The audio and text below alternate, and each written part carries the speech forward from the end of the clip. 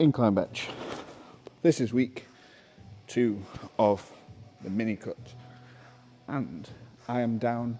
This morning I was 91.7, so down a fair bit so far, which is good. I don't know how much detail you want. Hello. Yeah. Yeah, it always makes me jump. Whenever anyone first gets in.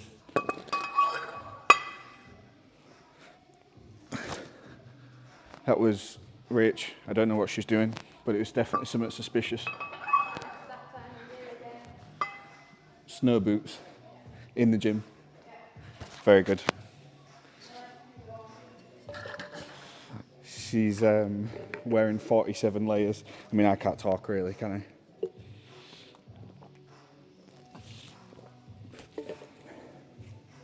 So today, incline bench. Same as last week, except this week I've had a full week of training first, and I'm lighter.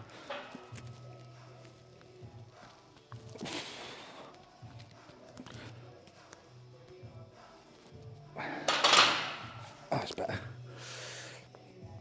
Still a bit foreign, the movement. That's not too bad. So the plan is set with 87.5 today.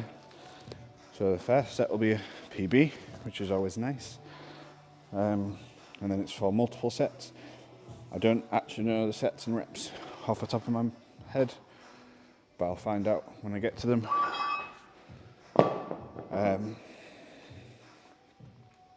My pec, I was cautious with all of last week. Obviously, it's still going to be sensible, but not as worried about it as normal. That's not the word. Yeah, I'm not as concerned about it now because I got through the full week without any dramas, but I will still be sensible.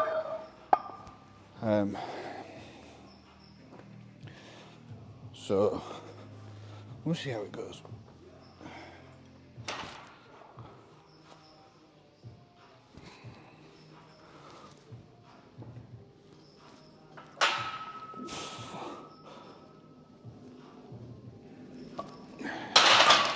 Cool. Face pulls, as always.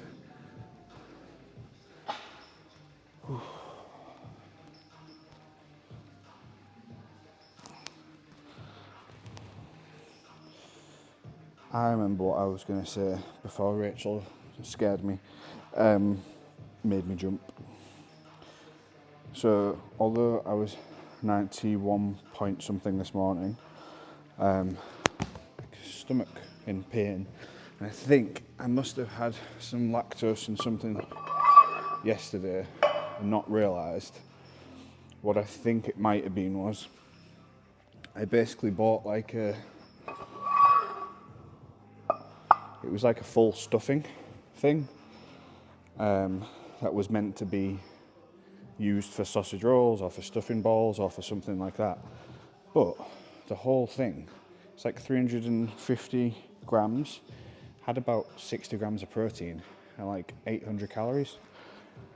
And so I had that, but I wonder if that had some milk or some butter or something in it, because I had that last night, and today, even though I'm lighter, I'm starting to look a little bit leaner, to be fair. My belly just feels massive. It's like pain right in the centre. So I've not eaten yet today before the session. Stomach's uncomfortable. I've just been drinking as much as I can for the normal stuff I have pre-session. Right.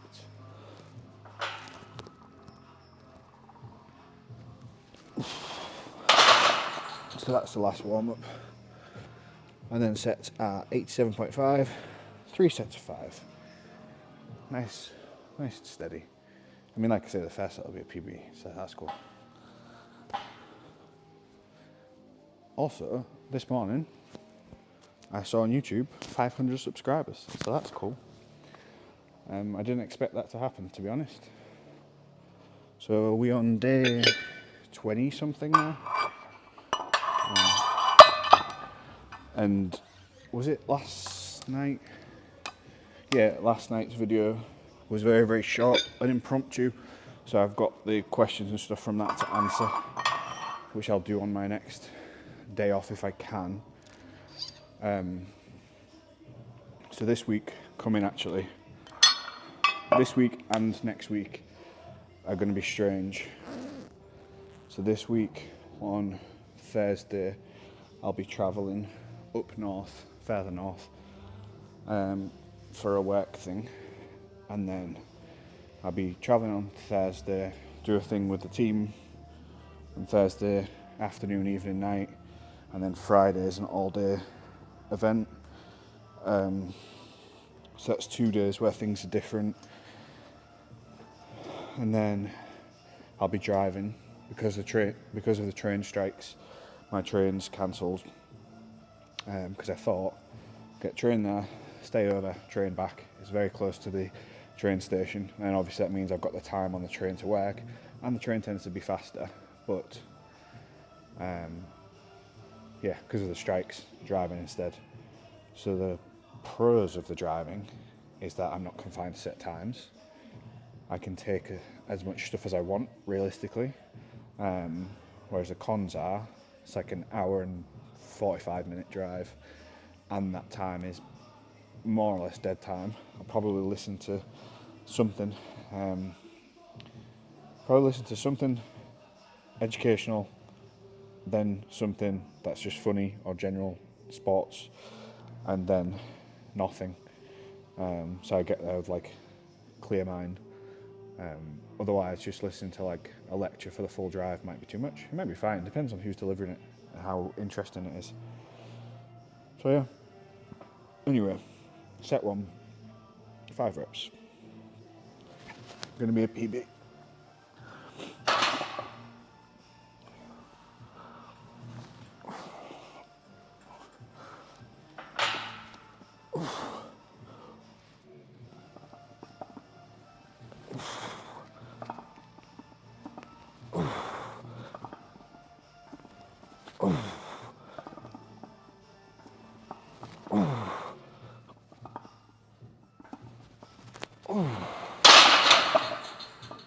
That was alright. Just feels a bit like unstable in terms of like my technique. I haven't got the same line as I do when I'm doing the exercise I'm used to. I mean, this is only the second block that I've had them in, so it's not surprising that it doesn't feel as smooth as like normal bench or whatever. My tricep that I mentioned here, I can just feel there. It's like 1 out of 10. As I get towards the end of the set, I can just start to feel it. Just like a very, very dull aching. It's not bad enough to do anything about it. I suspect it's probably partly due to the cold. And also in a fairly big deficit. Had a few people say on Instagram about like how I'm eating so much whilst being still in a deficit and losing so fast. Is because I do a lot. I move a lot. So although my training sessions aren't really much, like, not very impressive, there's nothing particularly crazy. The total amount of work isn't a lot. I'm doing, at the minute, because of the way the weather is, I'm doing it on a treadmill at home on my desk. So I'm doing 2 hours worth of walking on that. So then whatever other walking I do on top of that is not included. And then I'm doing the cardio anywhere from 45 minutes to, it's usually 45 minutes to an hour. 45 is the minimum. The odd day I've done about 90 minutes or so, just because I've been working on something. My heart rate's tootling along in zone 2 nicely. So I just kept going instead of interrupting what I'm doing. So I very much am just moving a lot. And my nutrition's it's fairly varied. Well, I think it's varied. from the outside looking in, might not look like it, but I don't show a right lot of it, to be fair. I don't know what I'm going to have today. Well, that's a lie. I'll have some kind of meat, some kind of fruit, some kind of veg. I haven't had potatoes for a while, just because I'm a potato guy. The last lot of potatoes he brought, one had gone, one of the potatoes had got like some mould on it, so then it just ruined the whole bag. And it's the same thing as with the chicken. Like, that just put me off potatoes, so I've not had potatoes for a little bit. We've been having rice and stuff instead. And we just got a big delivery of meals as well, so I'd stopped having them for a while. But with the 2 weeks that are weird, so this week with the event at this weekend, and then so Thursday, Friday is the event, so that's basically a write-off. Saturday is the only free day I'm going to get to pack before we have to move, and still need to train and stuff as well. There's a few little bits I need to do to make sure the house is ready for us to move out. And then Sunday, what's Sunday? There's something on Sunday. I just do this set.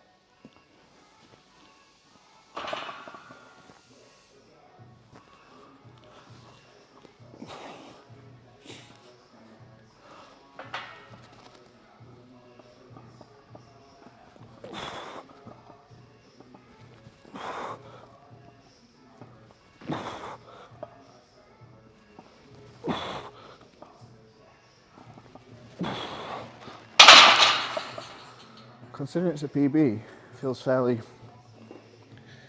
easy-ish, but fixed loads probably more sensible in the fat loss, with the option to go down if I needed to. I definitely have got a PB single in me. I don't know that I've ever actually done a single on incline bench. Anyway, so Sunday, something is going on Sunday. I can't remember what it is. And then next week, I'm completely forgetting what's going on. So then next week, Monday, Tuesday, Wednesday. Monday, Tuesday will be normal work. Wednesday night, I need to sort out some stuff with the shed because I need to move that. Thursday, we get the keys, hopefully. I need to call them today and check that. And then we need to go there, make sure the house is all sorted, do like the checks and stuff to make sure it's all okay. And then the Thursday night, we need to drive back here. We have the gym's like Christmas event. And then Friday, we basically need to move everything.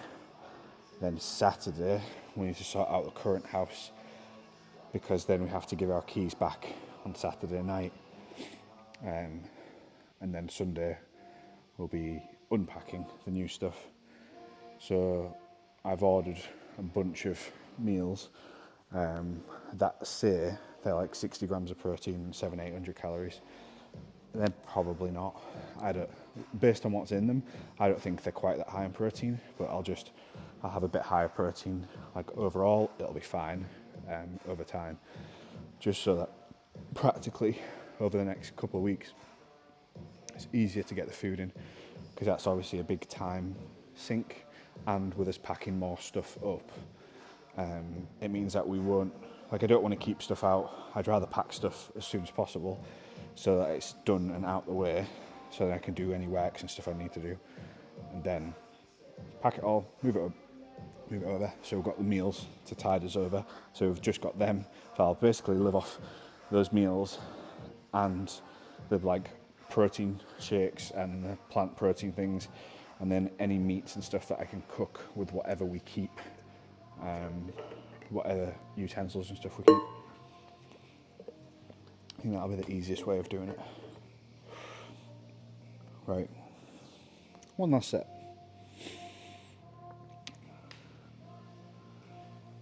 Still need to treat it seriously, even though it doesn't feel too difficult. Trying to make sure I can feel it in my pecs as I'm coming down. So I'm actually actively loading them and not just trying to lift it as fast as possible, like I will be doing when I'm 100% confident in my pec. I'll be 100% confident when I hit 80%, which off the top of my head right now, I don't know what that's.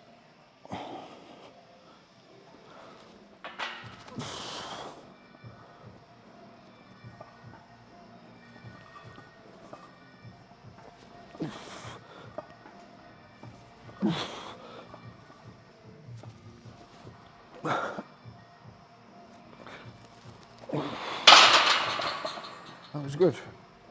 So if my max is, I keep saying if, my max is 160, so 80% of that, 10% is 16, so 20% is 32, so take off 32 from 160, that means 127.5 is 80%, so if I can hit 127.5 with no problem, then my pec is fine. Now in 2 days time, on Thursday, the program is 3x3 at 132.5 or RP8. So see how that goes. But that's obviously above that threshold. So if that's the case, then great. Pec is fine and can just like get back to full speed ahead with the training. Hamstring on the other hand, it feels completely fine today, but like I keep saying, I'd rather take a bit of extra time, make sure it's right. Anyway, I will move you. Next up is flat dumbbell press. Last time I used the 20s with no problem. It's sets of 8 to 15, doing 4 sets instead of 3 sets. I think today I'll do a warm up. Nah, I'll go straight to the 25s. Should be fine. So just move this so I've got a bit of space. So nice and controlled with these. Because I'm already warmed up from this, I aren't going to do like a feeder set or something into this. I don't think I need to. If I do this and I do 1 rep and I'm like, this is too heavy, then clearly that'll be fine. And then clearly I'll go down, I should say. Right.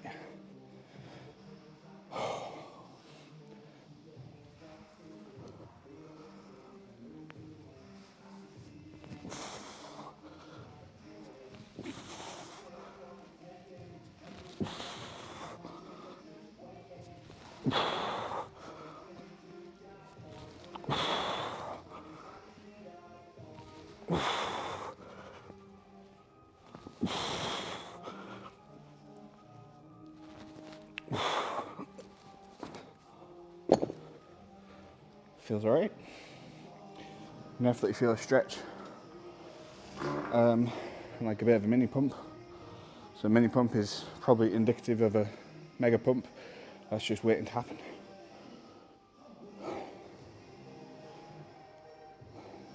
Actually, I got my heart rate going a little bit.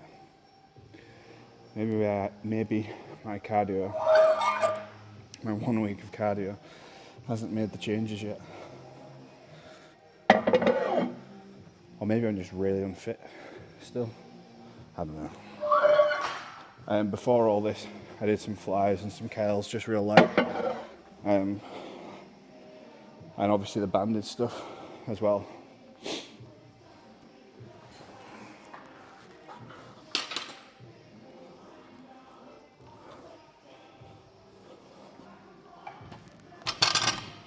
That first set was 8, and that was all fine. We'll see how this one goes.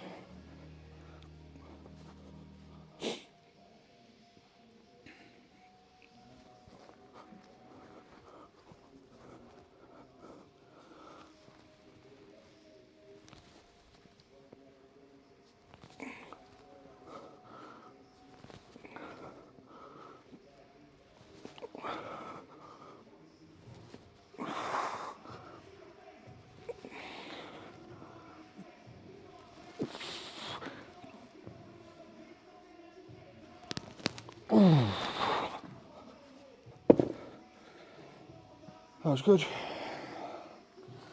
I think probably could have done maybe four or five more, but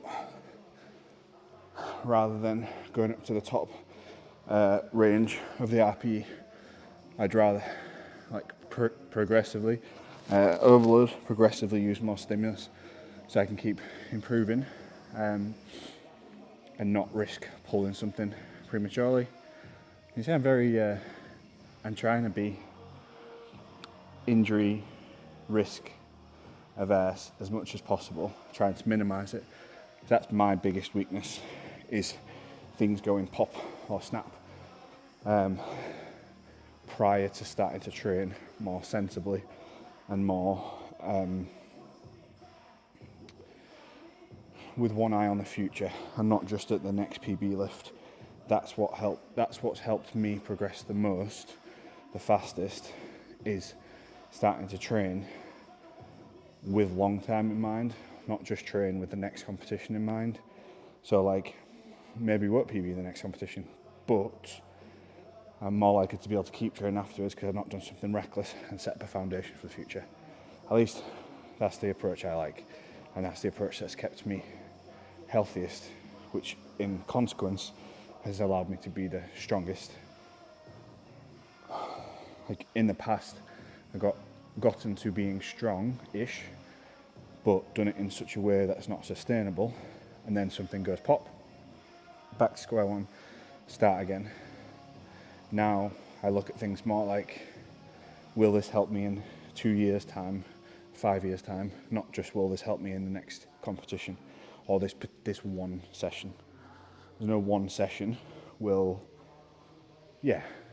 no one session is going to massively increase your total, but one session can completely stop you from hitting a specific total. It can completely stop your training if you do something completely reckless. So try and bear that in mind. 2 more sets of this.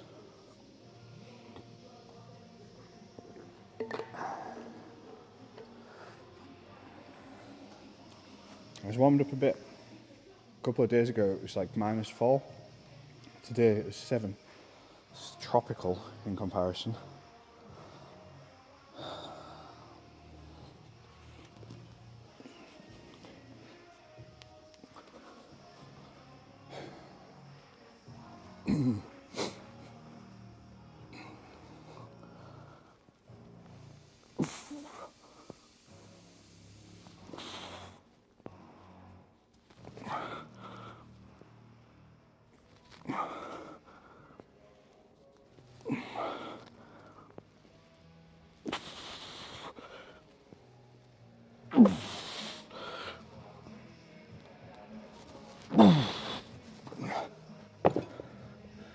That one actually, on my pecs, felt like an RP8. If I let my elbows come in a bit more, use a bit more front delt and tricep, probably do loads more, but trying to keep tension here, I can feel that right across both. Even this one that's partially attached, the bit of pec that is there is pumped, so that's good. One more of these. I'm gonna pause you and put some of my stuff away because I brought my gym bag back from being away over the weekend. So I'll be back in a second. I'm back. Did you miss me?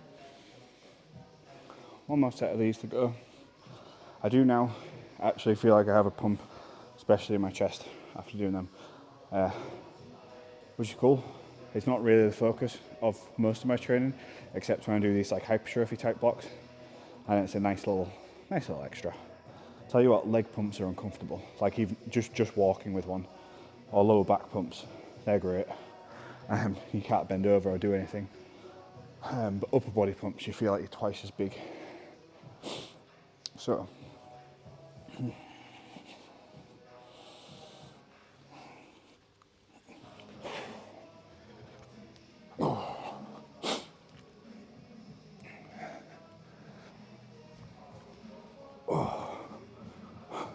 Let's go.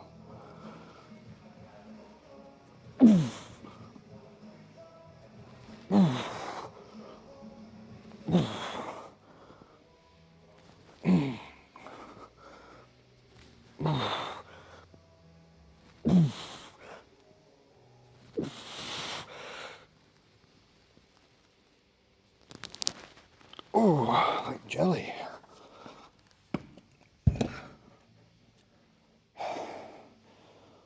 That set was good. I say my pecs, I was like an RP a 9.5. On my triceps, like a 6, 7. Because I was starting to, especially on this side.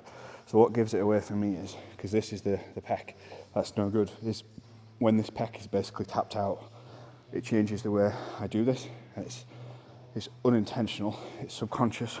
My elbow will try and drive in here, and then to correct it, it ends up where my arm ends up going like this, and this tricep just feels like jelly, like it just won't go anymore, because the nerve innervation in this is different too, because it's been changed due to the different reconstructions.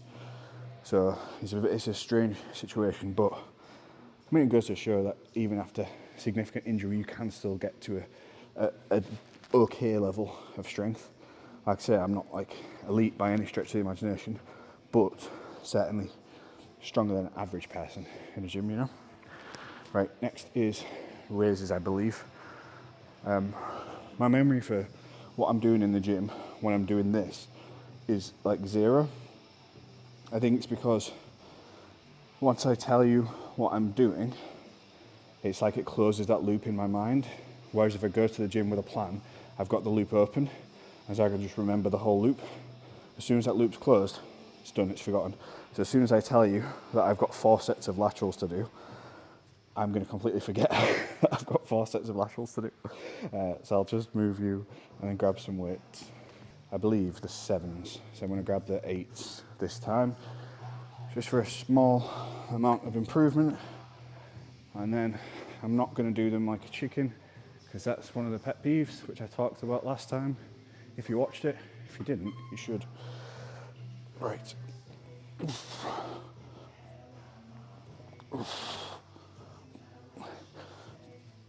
Oh, that feels weird. The shoulder. Getting a strange crunch as I do that. Oh, there we go. I wonder if the mic will pick this up. There we go. That's better. I'm going to get some lighter ones and try with them and see how that is. It just felt like something just, if that's where your shoulders should sit, felt like it just went like that ever so slightly as I did it, and then it's like almost like toothache inside the joint. This isn't a new thing for me, so this is since the second reconstruction I had. Every so often this ends up happening. It just needs that little pop back in and then it's fine. But when that does happen, I tend to just be cautious with the loads and stuff, even more so, because if the bone's not in the right place, that's not good. So I'll maybe do a video going through it in detail, but the second reconstruction I had is what's called a later jet and Bankart. Is it later jet and Bankart? Oh, I should remember, that's not good. Later jet procedure anyway. LATERJET procedure. So if you want to have a look and see what that is, they basically cut off part of one bone, thread it through a muscle and put it in front of another bone. So like the anatomy is completely different now. So it very much is a case of that, like my shoulder is unique because of a combination of that and the torn bicep at the wrong end and the torn and detached pec. It does make it, I mean, I'm sure there's lots of people, someone else will be through similar, but this is fundamentally different to this. So it needs to be treated differently with training. Right, I'll grab the 6s and try it with them. And if that's no good, it might be that I need to do a different exercise. This is a nice thing as well about having the ranges and also it being in hypertrophy type block, is that I've got a choice to do different things.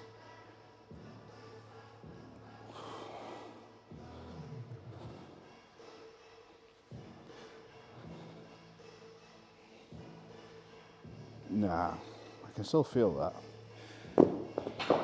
Just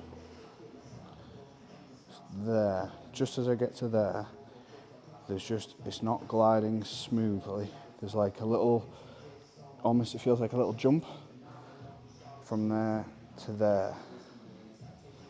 So I don't think this is the best idea to keep doing. What I'm going to do is I'm going to move on to the triceps, and then after that I'm going to come back and do a different movement for my side delt. And if I can't, then I'll do what I did, was it last week or the week before? There was some week where basically I didn't finish everything in this session, so I added it onto another session. It's further away from the competition. When you look at the total volume and everything else, like, it's fine. It's not like I'm moving a heavy squat session to be the day before another heavy squat session. So my split is Mondays off, Tuesday upper, Wednesday lower, Thursday upper, Friday off, Saturday upper, Sunday lower. So I'll be hitting upper body in 2 days' time anyway. This isn't going to affect my benching to a significant extent. If I put it on the end of the session, it's not going to be the end of the world. So we'll move over to triceps and we'll figure out something else. Okay, for triceps, I've got 6 on, which is slightly more than last time. So,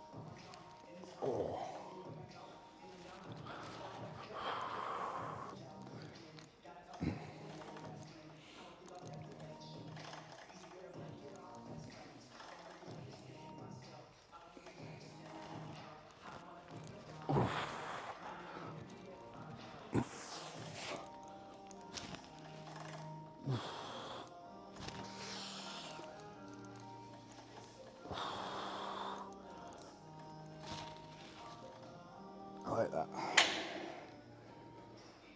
I wonder how long it will keep its novelty for. That felt pretty good. So I'll do the other side. Didn't irritate my shoulder. Shoulder's not moving.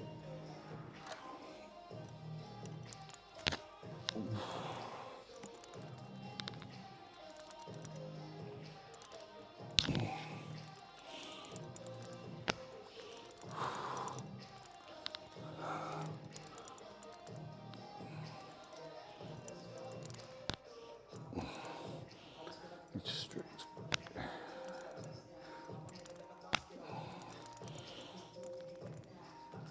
Oh, come on.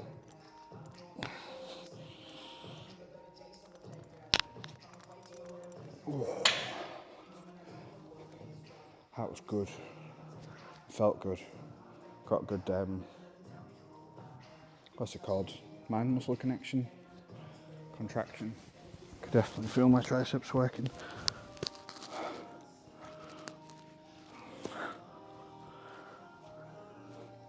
Getting warm enough to get dressed as well. I mean, it is 7 degrees, so. Okay, set number 2.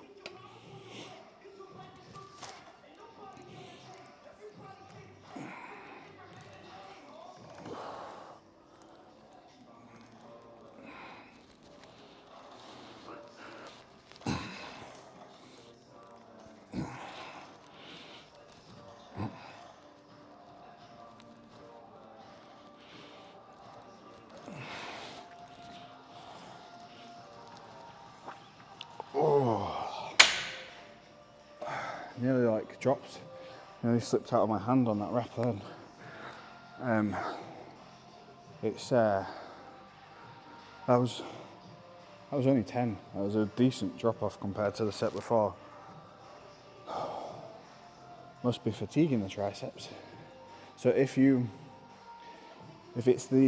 feels like the same relative effort each set, I would generally expect the reps to drop a little bit. Obviously it depends on how fired up you get, how long you rest and stuff.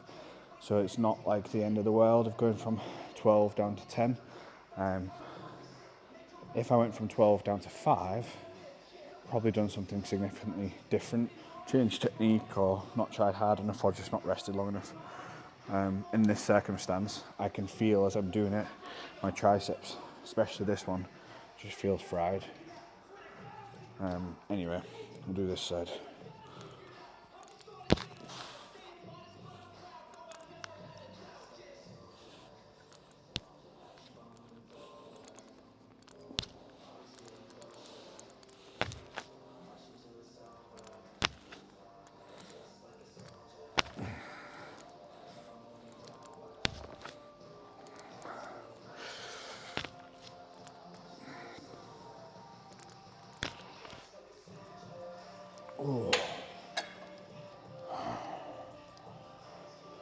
That was good. I'm just going to double check.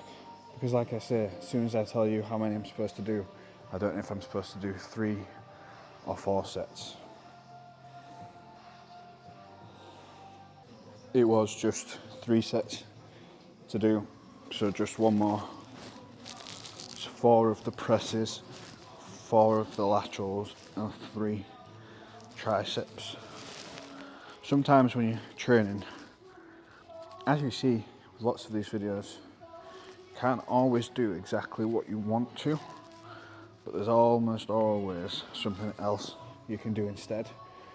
So like this was supposed to be push downs or overhead extensions, but that was irritating my elbow, so I'm doing it like this. And then the laterals, supposed to be dumbbell laterals, but I'm going to try some different stuff instead. I'm having to do these things because I didn't do these things when I was younger and more resilient. I would just do the stupid thing and keep doing the stupid thing. And like, no, it says push downs, even though it's hitting my elbows, I'm going to keep doing it until something will pop. So now, because I didn't listen to my body then, I have to do it extra hard now, because now things will pop. Like, things have popped, like there's the holes. So like I can see the demographics of the people who watch these videos, and in general, you're younger than I am. So think about your training, not just for the next training block. Think about your training for future you, so that you don't end up injured and battered such that you have to modify so much stuff. Like, just if you're having something that hurts when you're training, don't do that thing, find something different instead. And like, get some help. There will be someone who's willing to help you, like someone you know has been training a while. Ask them what mistakes they made so you don't make those mistakes.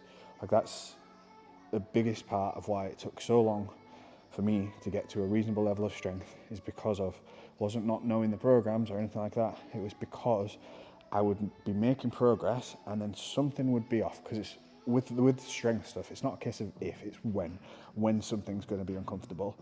I chose to ignore it and carry on, and it's like picking a scab, and you're just making it worse and worse and prolonging the healing time until eventually your body just becomes a big mess of gristle and scar and whatnot. You don't want that. You want everything to be moving fluidly and smoothly, so that you can keep training as you get older. I'm not that old, like I'm 30, but because of reckless training when I was younger, I now am further behind than I potentially could have been, but also I'm having to look after things that probably are going to give me a problem later on in life as well. So like, don't tear muscles, don't do that, I wouldn't recommend it. Be more sensible and think about future you. Don't just think about you in 6 weeks, think about you in 6 years' time. Right.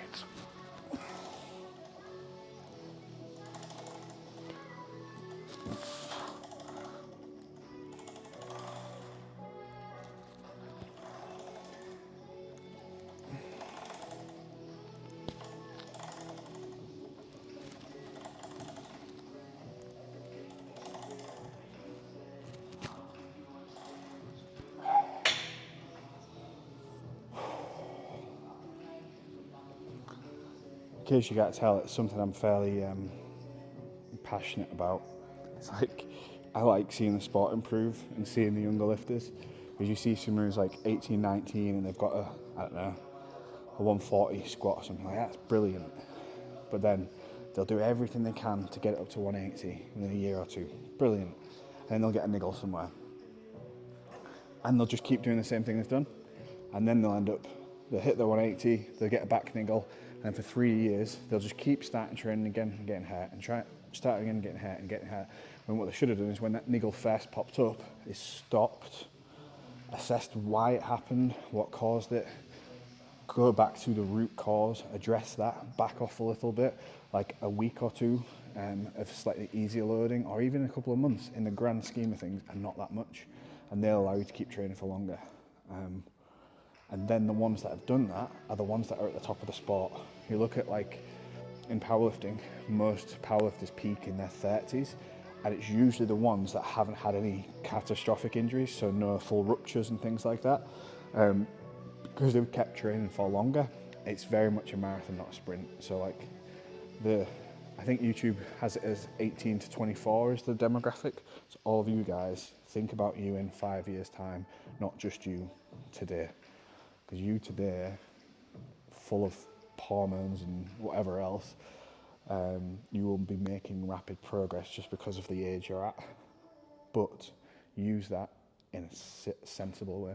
So like say you get back pain when you're doing your squats, like you could do a rotation where you don't squat and you might do more single leg work, or you might do more leg press or hack squat or whatever, and short term, yeah, your squat will improve as much, but longer term it will, and you can use that time to work on other stuff as well. Anyway, I'm ranting.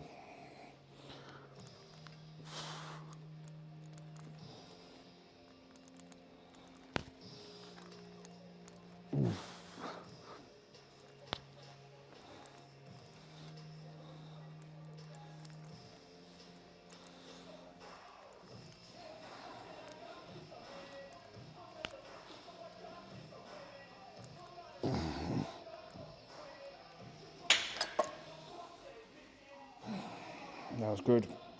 Now I'm gonna have a play about and see what I can do for side delts. Turns out the first thing I'm gonna try is right here. I'm gonna try cable laterals and see how that is. Because if that works, then great. It solves the problem. So we'll see how it is.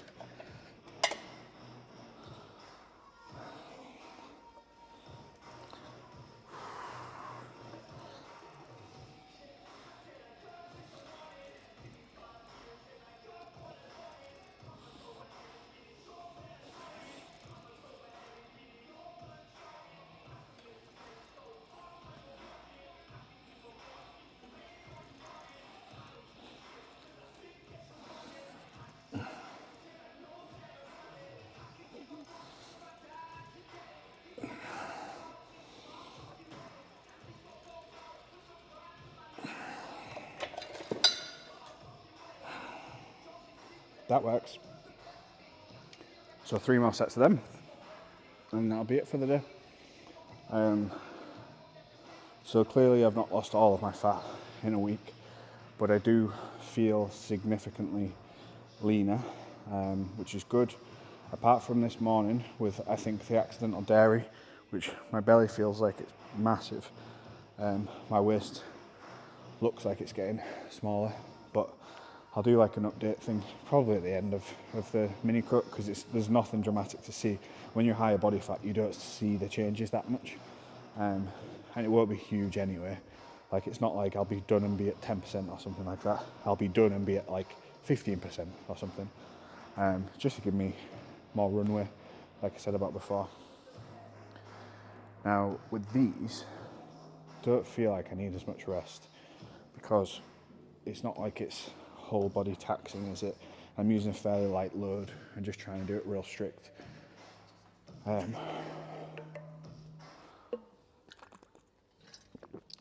as always, time is of the essence. So for food today, I'll have my kefir concoction with some fruit and protein in it probably. I'm gonna need to go to the shops. Well, I say Rachel will probably go to the shops and maybe get some fish or steak or something like that. And then I think I've got some eggs from a farm to use up as well, which we only got like 2 days ago, so they'll still be fine. I don't know. This has by far been the easiest cut that I've done, but I'm only on the first week, so like it's way too early to tell, but the weight has just come off the easiest, and I think that's also just because I was the heaviest that I've been, so like my body potentially didn't even want to be that heavy. I don't know, but like I said before, I do think there's plenty of room to fill out my frame. So we say, let's just inflate the numbers a bit. Let's say I was 100 kilos and I was 25% body fat. That means I've got 75 kilos of lean body mass. So let's say that's what I am now. Look at how skinny my arms are when they're actually out. There's loads of space to increase the size of them, and the same from front on. There's loads of space to add. Same with my legs. Like, because my legs are bowed as well, there's a big gap here. I can fill that up, front to back. Can fill this all out here. Can fill this out. So there's loads of room to put more size on my frame. Anyway, so say I was 100 kilos at 25% body fat. If I got to 100 kilos at 10% body fat, that's probably not going to happen. Not without going the other way, which is not something I've ruled out, but it's something that it's not something I'm thinking about now. And then when that time for that decision does come, I'll be older and therefore wiser, so then it's better to make that decision then. Anyway, that would mean there'd be 90 kilos of lean mass. So that's another 15 kilos of lean mass. That's a lot. So I think that would help fill things out. And I think long term, 100 kilos just sounds cool. But it'll be balancing that with life and other stuff. I don't know yet. We'll see. Anyway, should do some more reps, shouldn't I? I literally just said about not needing to rest too long, and then talked and monologued for 45 minutes.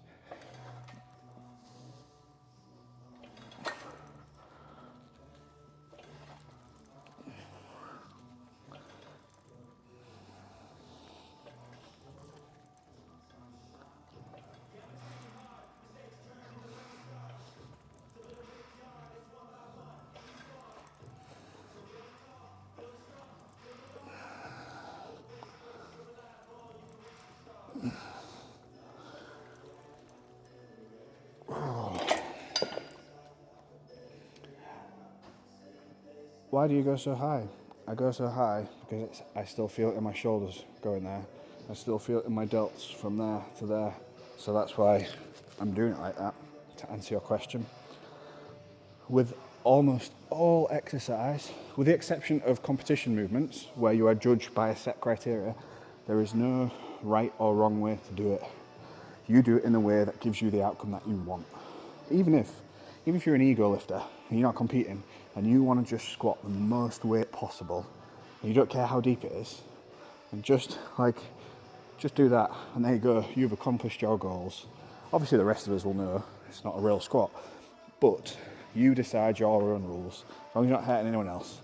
And then when you come to actually compete, then obviously there's a right and a wrong way. So like, I'm doing these raises like that, and I feel that in my shoulders. Someone else might do it, and it might hurt the joint, or they might just feel it in their traps. So they should probably do it differently.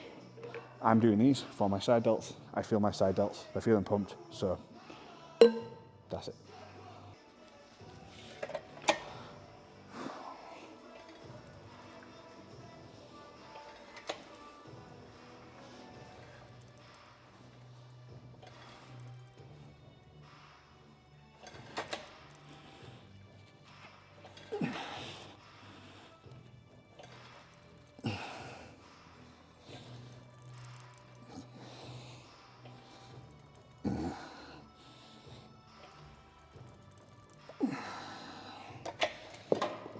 One of those reps, maybe it was 6, 7 or 8.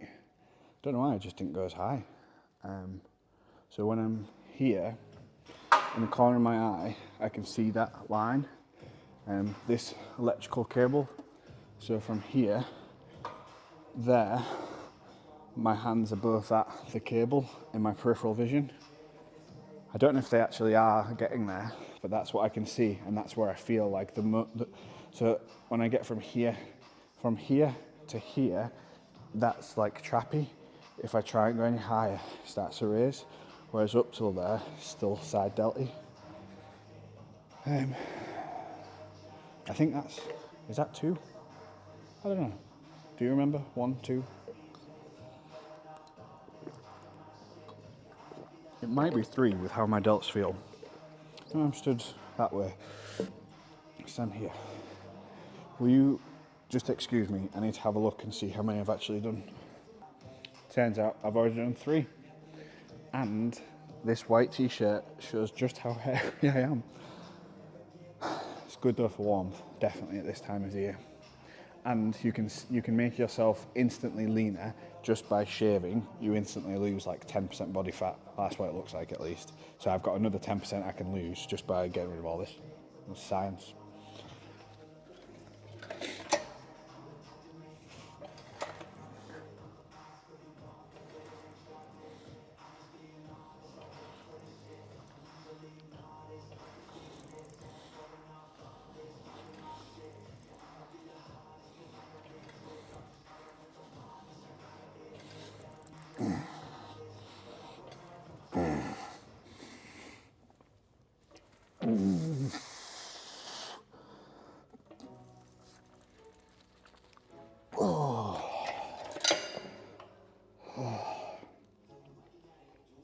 That was good. That's it. I'm done. So this is my physique update. I still have a long way to go. From the back, I probably do look more muscular. Nah, I ain't gonna do that today. I'll save it for the end. Right, I'll see you tomorrow. Tomorrow is beltless squats, and then I'll be progressing the hamstrings some way, shape or form. And that's it. See you tomorrow. Take care.